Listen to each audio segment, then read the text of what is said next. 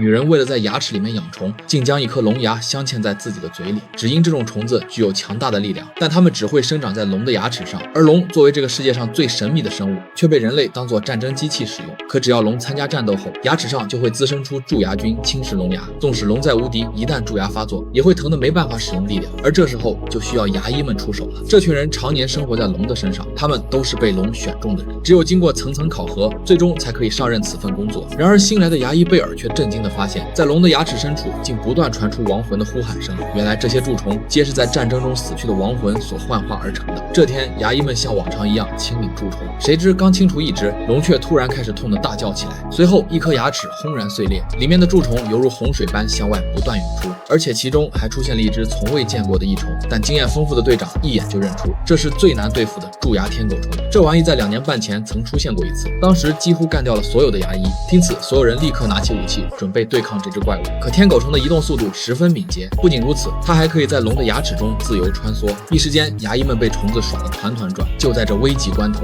队长突然想到了对付天狗虫的办法，随即他用龙爪钩封锁住虫子的路线，但这也彻底激怒了对方。只见天狗虫径直地冲向一旁的普通士兵，一瞬间，众人就被震得人仰马翻。牙医们见状，连忙掩护士兵撤退，同时利用龙爪线暂时将天狗虫困住。然而一名女牙医不听指挥，单枪匹马地冲了上去，瞬间就被天狗虫一击拍飞，手中的武器还割断了束缚天狗虫的龙牙线，让天狗虫趁机逃脱，并将旁边一名修补缺口的牙医一口吞噬。可诡异的是，天狗虫在吃掉这个牙医之后，身体竟开始剧烈的抽搐，众人抓住时机一拥而上，最终将天狗虫彻底消灭。然而战斗结束后，面对同伴的尸骸，牙医们竟冷漠地转身离去，任由其他蛀虫啃食遗体。贝尔见状，连忙想要上前阻止，却被队友给拦下。原来每个牙医在上任前都会看到自己死亡的方式，但即便如此，他们还是会心甘情愿地为龙献身。到了晚上，队长找到当年和自己共同幸存下来的女牙医，本想试探性地提起往事，可对方却刻意回避，这也让队长愈发确信天狗虫就是这个女人放出来的。众人听后根本不愿相信，可女人却直接摊牌了。原来在2年半前处理天狗虫幼虫时，她偷偷地将一枚龙牙碎片镶入自己的齿间，并且还将这只幼虫养在了嘴里。在这期间，就连队长都从未发现。话音未落，女人直接化作一只人形天狗虫。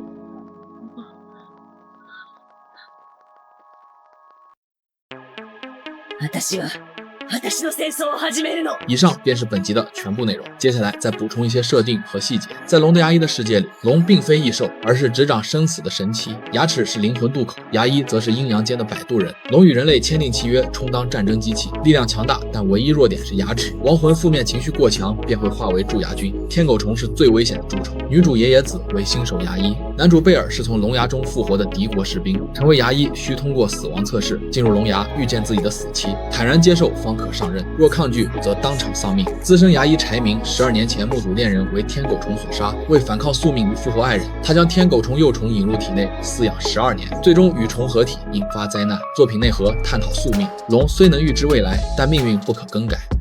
这个失去左耳的男人是世界象棋冠军，只因在与蚁王的对弈中，明知败局已定却仍未主动认输，便触怒了蚁王。心生恐惧的男人立马想要逃跑，可结果却因此葬送了生命。而接下来是围棋冠军，蚁王则开始现场学习围棋规则，虽然比象棋更加复杂，但蚁王却只用了1半的时间。很快，围棋冠军被油痞拖进了宫殿，看着死在一旁的象棋冠军，眼镜男心里害怕极了。而蚁王给了围棋冠军2条路选择，第一是和蚁王下棋，第二则是变得和象棋冠军一样。没办法，围棋冠军只好和蚁王展开了对局，可是仅仅10局，蚁王便赢过了围棋冠军。男人当即开始找借口说自己太累了，而且还发烧头晕，所以才会输给蚁王。听此，蚁王立马给了男人8小时的休息时间，让男人去调整好状态。围棋冠军走后，蚁王又将目标转向了军仪。这次的对手已经蝉联15年的世界冠军，只要蚁王将其赢下就是世界第一了。但是这次的对手却会为蚁王的命运带来巨大的转变。接着蚁王便开始熟悉军仪的规则，他叫女孩不要发出声音，谁知小麦却真的屏住呼吸。等到蚁王学习完后，小麦已经被自己的大鼻涕堵得昏迷过去，蚁王顿时一阵无语。然而比赛刚开始，蚁王便震惊了。当小麦下棋的瞬间，整个人的气场都发生了翻天覆地的变化，而且小麦的眼睛还看不见，所以需要蚁王说出下棋的位置。蚁王和小麦下了一把又一把，很快时间就过去了8个小时。但是在此期间，蚁王就连1局都没赢过，而小麦却表现得十分轻松，甚至还夸赞蚁王学得真快，用不了多久就可以超过自己了。蚁王虽然想要继续挑战，但之前留给围棋冠军的休息时间已经到了，所以只好让小麦先下去休息。等小麦离开后，蚁王准备拿之前的围棋冠军出气，可这时油痞却表示围棋高手上吊自杀了。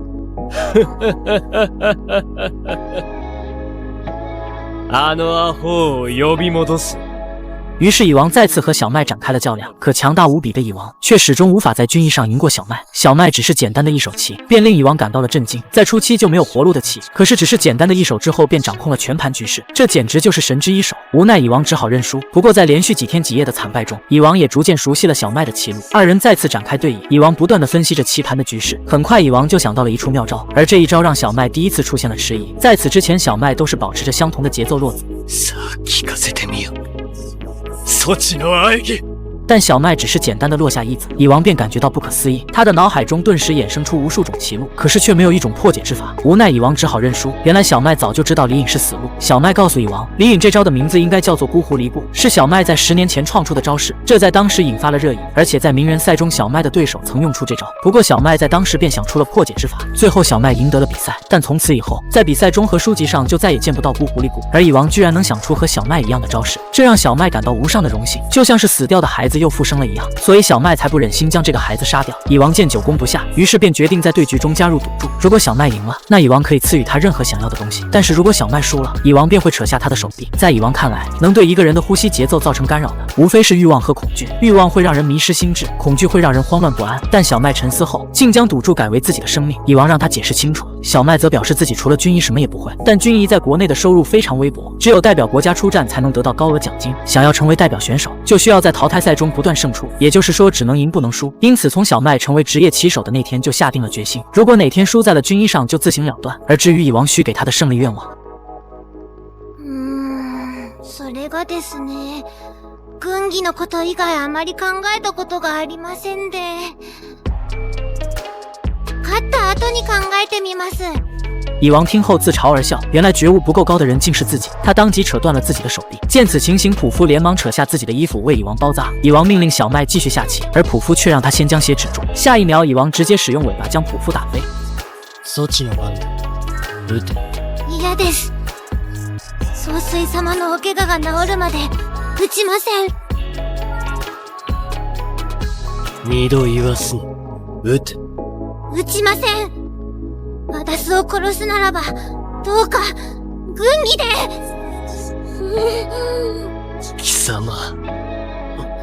无奈蚁王只好妥协。就这样，蚁王一边接受治疗，一边和小麦下棋。然而失去一臂的蚁王非但没有取胜，反而输得更惨了。小麦只是落下平平无奇的一子，无数绝妙棋路疯狂涌进大脑。明明已经堪称军医无敌的小麦，竟再次顿悟，这让蚁王心中升起浓浓的挫败感。此时，小麦主动提出暂停比赛，他要将刚刚想到的棋路全部刻入脑海。看着小麦离开的身影，蚁王第一次想要知道一个人类的名字。小麦です。小麦か。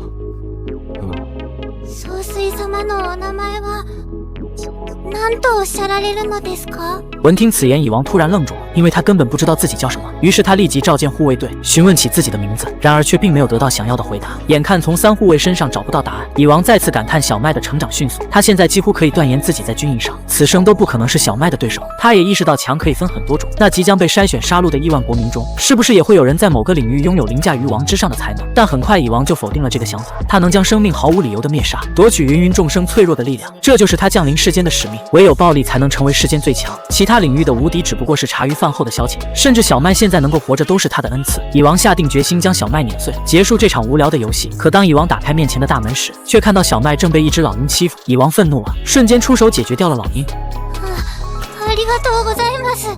なぜ助けを呼ばぬ？ここもこっちも血だらけではないか。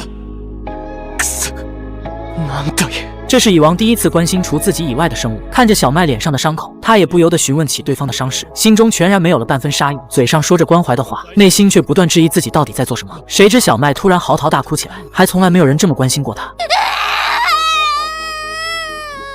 何なのだこの生き物は。世はこいつをどうしたいのだ。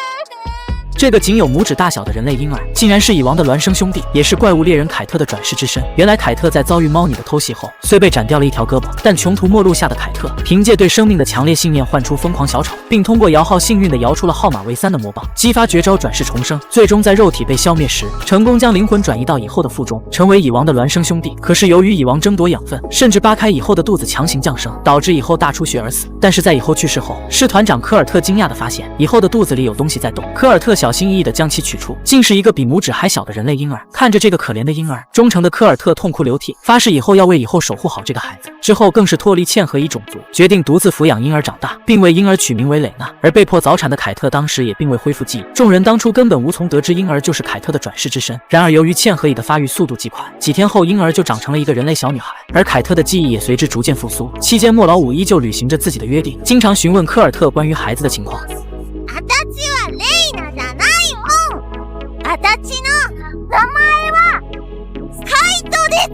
莫老五听后瞬间惊喜万分，甚至不顾及自身的伤势，就要把这个喜讯告诉奇亚和小杰。然而莫老五不知道的是，小杰为了替凯特报仇，不惜以透支生命为代价，爆发出了前所未有的恐怖实力，将猫女活活打死。可小杰也因此导致身体能量接近枯竭，被紧急送往了医院的重症监护室。虽然侥幸未死，但现在如同风中残烛，随时都有可能熄灭。即使是世界上最顶尖的驱念师，在看到小杰的状况后，也是被吓出一身冷汗。他不知道这究竟是何等恐怖的念气，才能将小杰折磨到这种状态，但他却深知以自己的实力，就算是死也不可能将小杰身上的念气全部驱除。而此时守在病房外的奇亚仿佛失去了所有生机，到头来小杰还是自顾自地解决了一切，所有的烂摊子都留给他来收拾。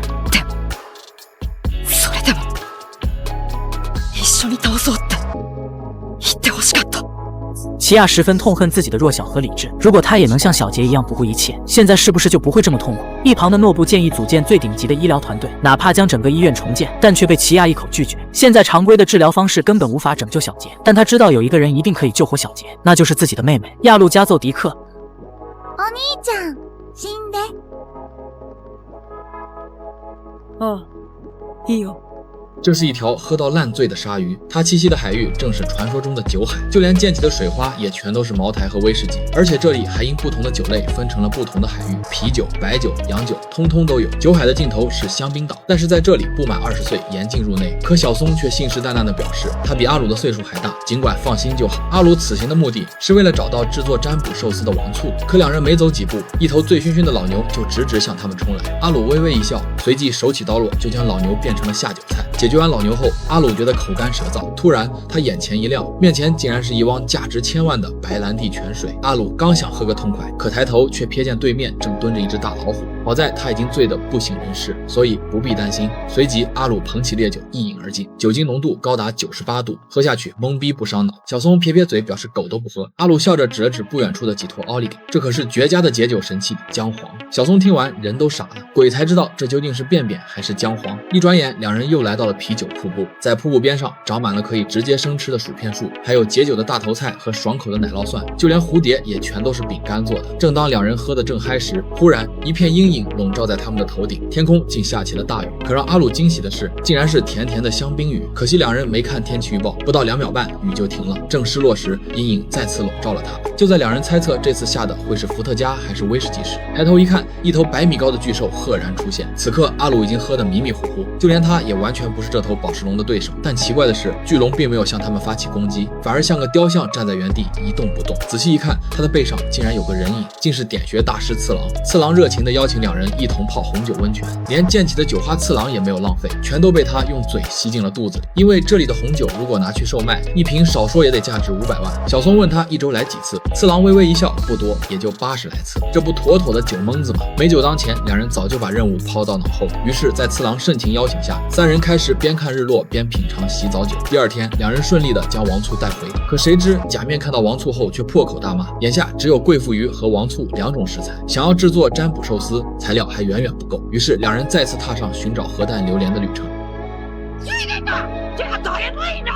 以上便是本集的全部内容，接下来再补充一些细节。这段酒海奇遇记本质上是个关于欲望膨胀和认知颠倒的成人寓言。当茅台成了海水，白兰地当了泉水，红酒变了洗澡水，稀缺货一多，快感就贬值了。次郎一周泡80次温泉，那不是享受，是成瘾，暗示人被物欲反噬后的麻木。奥利给和姜黄真假难辨，就你的东西常常长得像屎，反倒98度的烈酒装得人畜无害，这不就是现实里的认知陷阱吗？阿鲁嘴上说找王醋，一路光顾着吃喝，典型拖延正事还自我感动，假面一句远远不够，直接打脸，最后逼他去找巨臭榴莲，意思再明白不过。真相往往带着让人恶心的代价，极致的甜美底下藏着的大多是苦涩的生存法则。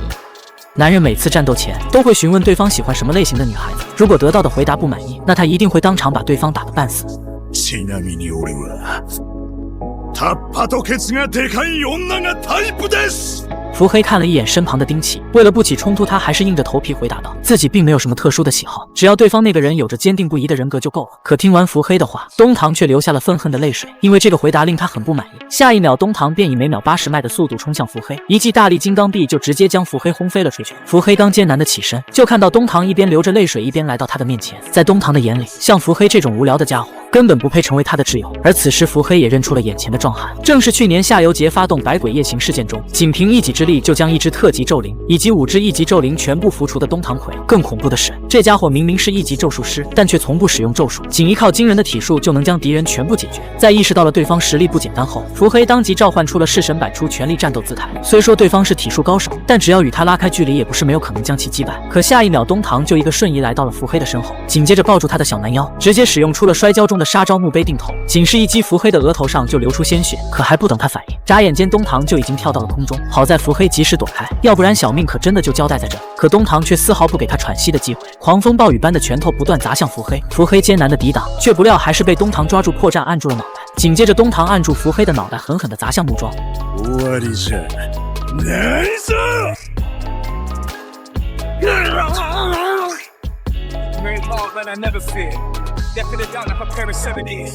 例に漏れず退屈。就在伏黑即将被打死的时候，好在3只青蛙式神控制住了东堂葵，但这种雕虫小技根本困不住东堂。在轻松挣脱束缚的同时，瞬间开启咒力，便再次向伏黑攻去。何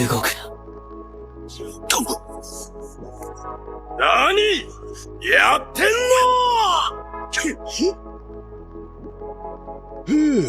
ギリギリセーフ。好在熊猫和狗卷2位学长及时赶到，这才化解了衝突。不过在离开之前，东堂还是放出狠话。乙骨に伝えとけ。お前も出ろと。めんどくせえ。俺パンダ、人間の言葉わからない。人类最强尼特罗还是败了，被蚁王废掉一条大腿胳膊的他，此刻只能无力地跪在地上，满是褶皱的皮肤证明了他的生命已然走到尽头。他努力睁开那黑黢黢的眼眸，却看到了令他无比绝望的一幕。没想到自己拼尽全力打出的最强一击，竟然只是让蚁王受了一点皮外伤。就当蚁王准备将他彻底终结时，尼特罗却露出了一抹邪祟的笑容。即便已经失去了一只手，他依旧可以凭借意念祈祷召唤出百世观音，这是他最后的杀手锏武器，也是至今从未有人见过的灵式。在蚁王不可置信的目光中，尼特罗的身后竟出现一个高达100米的金色佛像。下一秒，佛像伸出慈爱的双手，将蚁王温柔地包裹在掌心之中。接着，尼特罗将全身的气全部集中在佛像的口中，形成了一个如恒星般璀璨的光弹。而这便是尼特罗用尽毕生所学打出的最强一击，名为没有慈悲的咆哮。光弹从佛像的口中向着蚁王发射，恐怖的能量如排山倒海般倾泻而出，眨眼间四周就被夷为平地。等到烟雾散去，蚁王竟毫发无伤地站在原地。反观尼特罗，由于透支太大，身体早已油尽灯枯。不过在蚁王看来，自己的胜利是必然的，因为他不仅仅是个蚂蚁，也是其所有物种基因于一体的究极生物。大自然所孕育出的一切都只不过是蚁王的养料，一个小小的人类又怎么能与他抗衡？但蚁王还是太不了解人类，更小看了尼特罗的决心。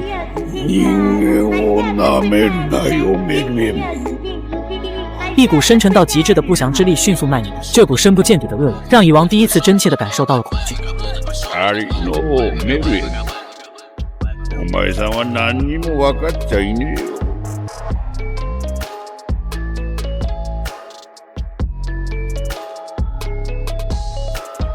人間の底すらない進化を。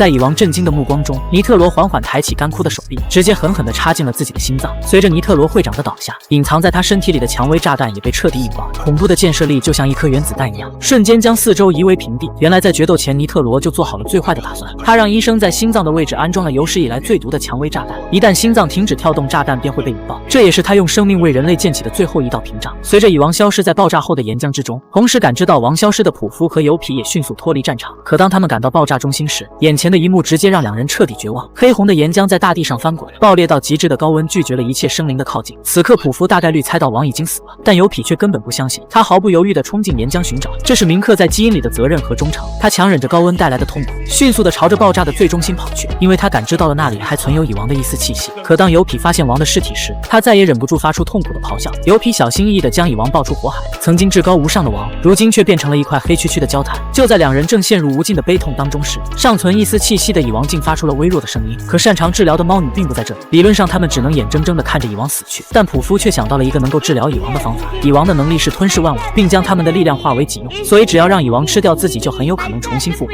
于是普夫立刻将自己所有分身全部分解，然后化作亿万个微小的细胞重新汇聚在一起，毫不犹豫地飞进了蚁王的口中。而就是这恐怖的生命能力，竟让蚁王的身体犹如久旱逢甘霖一般，疯狂吸收着外界带来的能量。每一条经络，甚至是每一个细胞，蚁王的生命力正在迅速的恢复，但还远远没达到血骨生肉的效果。油皮见状也赶紧贡献出自己的能量，这是他高浓缩的生命本源，仅仅是几滴，竟让蚁王的身体发生翻天覆地的变化。那美妙的滋味，让蚁王感觉就像在蚁后腹中所食之物一样甘甜。能得到王的认可，让普夫和油皮感受到无上的荣誉。烟雾中风云涌动，而蚁王也再次恢复身体，重新复活。这个男人的左手蕴含致命剧毒，随手向下轻轻一指，滴落的毒素瞬间就将冰面腐蚀洞穿。紧接着他抽出鱼竿，挂上诱饵，迅速的将鱼线甩进冰洞，铅坠快速的向着湖心深处沉去。接下来只需静静等待鱼儿上钩了。就在不久前，美食世界最大的火锅湖骤然冻结，起因是湖里竟出现顶级食材贵妇鱼。为此，翼龙会长下达命令，要求阿鲁等人务必将贵妇鱼抓回来。可没想到，除了阿鲁，四大天王中的可可、萨尼和泽布拉三人也陆续赶到。这是四人阔别多年后的首次相聚，可一见面，几人就互相不服，当即决定分头行动，比一比谁能最先捕捉到贵妇鱼。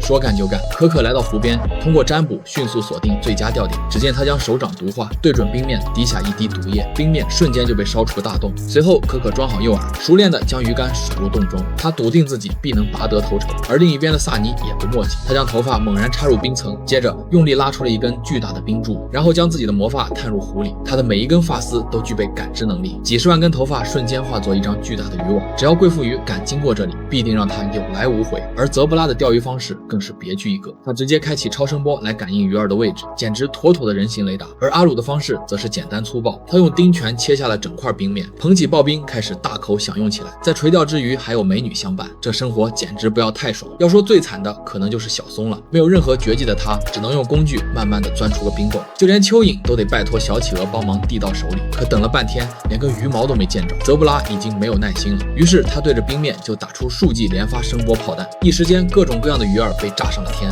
就连一旁的萨尼也被巨大的爆炸干扰。他急忙将头发收了回来，却意外拽上来一条奇丑无比的橡皮鱼。可可那边也是一无所获，泽布拉把他的鱼饵都给震掉了，阿鲁更是钓上来一条傻乎乎的大头鲶鱼。可他们不知道的是，此时贵妇鱼已悄然游到了小松的脚下。经过这番折腾，四大天王都觉得自己的钓点被污染了，于是纷纷起身开始寻找新的位置。不知不觉间，他们四人竟集体向小松的位置靠拢。小松人都傻了，四大天王更是一阵惊呼：小松这是走了什么狗屎运气？经过四人的一同分析，他们确定贵妇鱼就在小松的脚下。正当众人争论谁的方法更有效时，小松的鱼漂突然动了一下，他使出吃奶的力气向上提拉，冰面瞬间就被鱼线割得四分五裂。下一秒，一条巨大的贵妇鱼破冰而出，重重地砸在冰面上。众人定睛一看，发现这家伙竟长得丑得离谱。可还未等众人来得及庆祝喜悦，天空中突然飞来了一只巨型狼雕，而他最喜欢抢夺别人的猎物，可惜这次选错了对象。德布拉一记声波炮弹喷射而出，结果却被狼雕轻松躲开。可可见状连忙射出毒液，却是连狼雕的一根毛都碰不到。眼看着到嘴的大鱼即将被抢走，阿鲁打出一记飞叉挡在了他的面前。趁此机会，萨尼利用发拳对狼雕展开猛烈的进攻，狼雕见势不妙，仓皇而逃。